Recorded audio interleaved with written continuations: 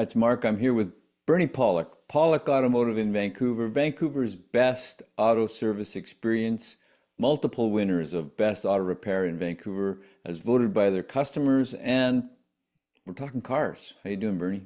Doing very well. So today's guest is a 2011 Toyota Highlander hybrid. What was happening with this vehicle?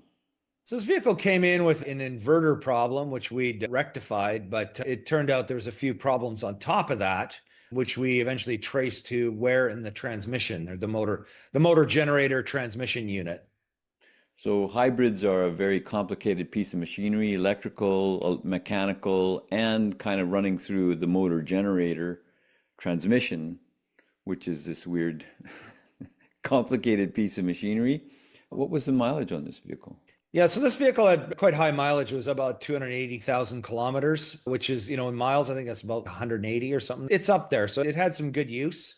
And I guess in all fairness, things will go wrong on a vehicle of that mileage, even a reliable Toyota. All right, so there was problems with the transmission. Let's have a look at some pictures. Yeah, and so how we got here, I mean, there were problems with the inverter and we replaced it. And then after a road test, we were getting a fault code for a isolation fault, which is basically electrical leakage in the system. So we made some tests related to that. Everything seemed to be fine. The next area we looked at was what's the quality of the transmission fluid? Because if the fluid is contaminated, there's too much metal in the fluid, it can cause isolation fault codes. So we drained the transmission fluid, and this is what we found. And you can see that it's a bit reddish, but there's a lot of gray, and all that gray is metal filings. All the shiny bits there. All the shiny bits, a hideous amount of metal filings in the transmission fluid. And we talked with the owner about it, and they said that they'd had the transmission fluid replaced recently. We called the shop that had done it, and he said, "Yeah, I remember that car. The fluid was very black and dirty. So this is like not even very old fluid that we're draining out here, and it's full of metal filings." What's this here?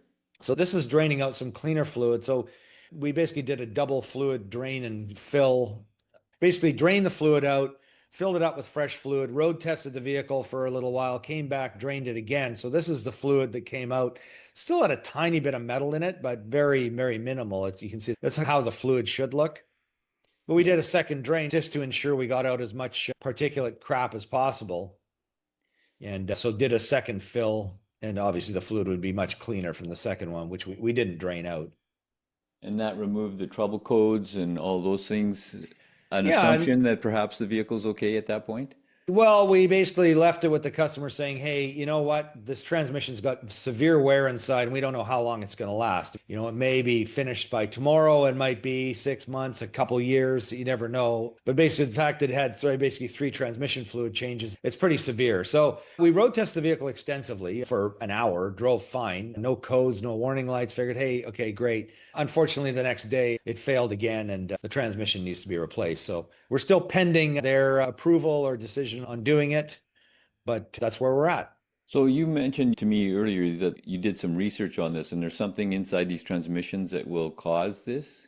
Yeah, there's a metal plate that wears out inside the transmission. I actually haven't disassembled one myself to look at it, but apparently there's a metal plate inside that will come loose and it starts rubbing in a way it shouldn't, and that just creates a bunch of metal that goes through the system.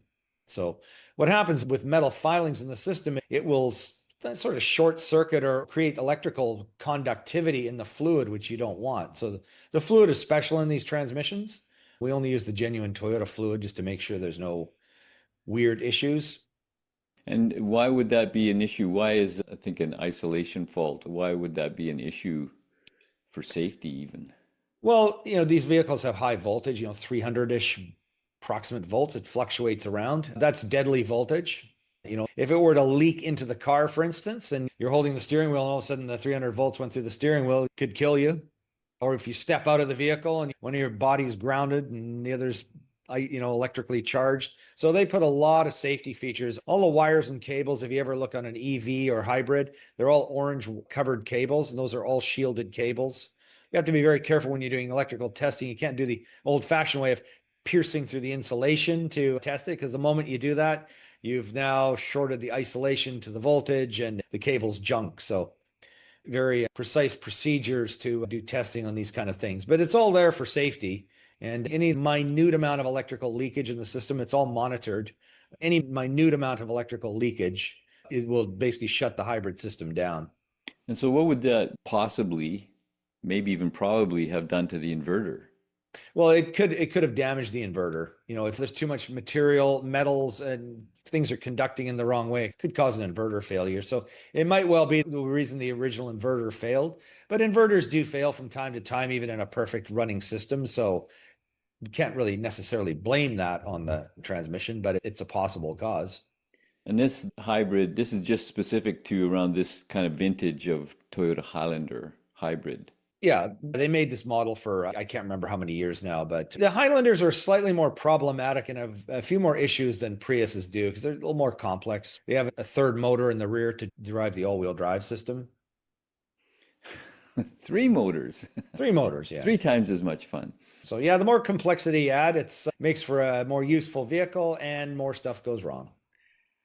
If you're looking for service for your hybrid, any maker model, or electric EV, the people to see in Vancouver are Pawlik Automotive. You can book online at pawlikautomotive.com or you can call them to book your appointment at 604-327-7112. You have to book ahead. They're always busy. Pawlik Automotive, Vancouver, BC, Canada. Thanks so much for watching and listening. Thanks, Bernie. Thanks, Mark, and thank you for watching and listening.